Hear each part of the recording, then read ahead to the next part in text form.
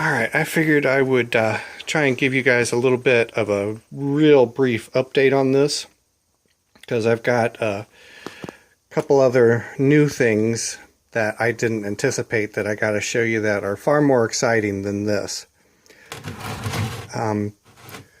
Right now I've got the top of this cleaned up just ever so crudely, and I've got enough of a space to for the T-nuts or T-bolts to slide around the ring now.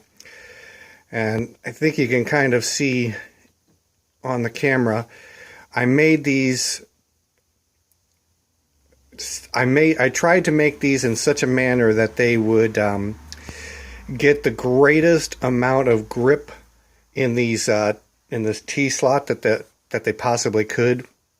So I made them with the widest dimensions I could, and as you can see, I radiused the inboard and outboard side so that it would get, you know, every 10,000th or every 1,000th of an inch that it possibly could. I actually have to gently tap them into place through the access hole on the back side, but that's okay. Once they're in, they work well, or seem like they're going to work well. I need to yet get this on the mill or one of the mills, and get these surfaces cleaned up, cut down to size so that it's, you know, flat all the way across here. But that kind of leads me into one of my next things. So I've had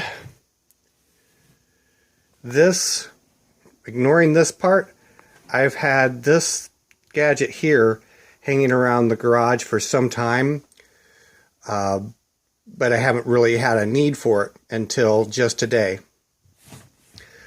So what I wound up doing is I made myself a simple adapter for this, which is a tenths indicator, which I've also had sitting around the garage for, oh geez, maybe almost 2 decades.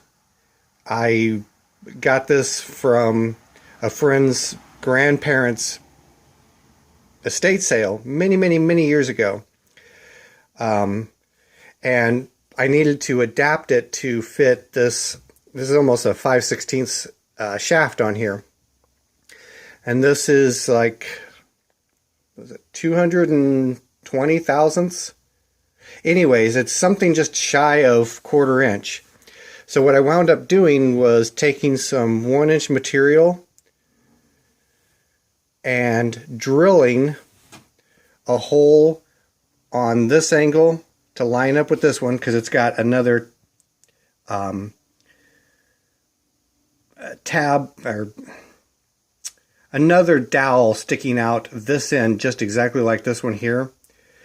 Unfortunately, I drilled the hole to the wrong size and I had to shim it, but it actually holds extremely well. So that is able to function now. I've got it all cleaned up. I mean, it's still not beautiful, but for something that's been sitting in my garage for quite some time, I think this may have also came from the same place that this did many years ago. So anyways, one of the things that I've contemplated over the years is that I need to more precisely fix up this vise, and I know that this vise has some flaws on the underside of it, like a high spot, low spot sort of situation. So that's kind of led me to what I'm about to show you guys. So bear with me for a few seconds. We'll go on a little walk here. We'll go on an adventure together. So every once in a while, I will get onto Marketplace and or Craigslist, and I'll hunt for a surface plate. Now, for some reason, I had it in my head that I was going after an 18-inch by 24-inch surface plate. But this is a 24-inch by 36-inch surface plate. And while it's not perfect by any stretch of the imagination, it seems to be way flat enough for someone of my skill level. And for 50 bucks, there was pretty much no way I could turn it down. So that was supposed to be the big news of the day, and that was why I needed to get this thing going. But a little bit of extra news is he threw this oddball surface plate in as a freebie, but even better than that, luckily I had just enough cash on me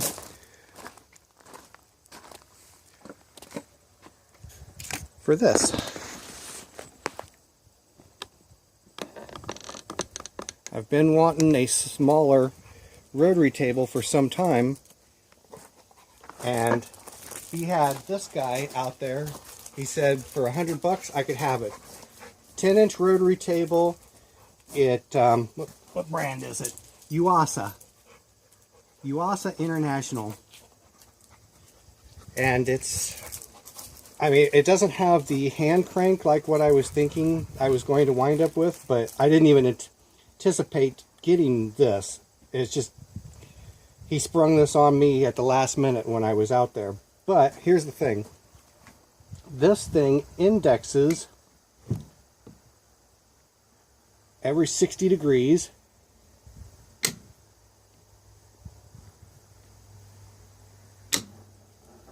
So I happen to do a lot of stuff that has 3 sides or 3 3 holes or 6 holes, that sort of thing.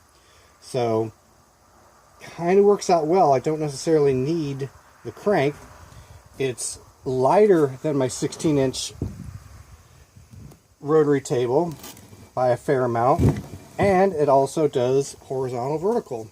So for 100 bucks on this, 50 bucks on the surface plate, I couldn't be happier. I had no idea I was going to get myself into this thing today. But anyways, I will probably do some more videos on these things in the future. It just happened to be something that came up out of the blue, so I just wanted to kind of bring you guys along and kind of give you a little bit of a heads up. So I will catch up with you guys later.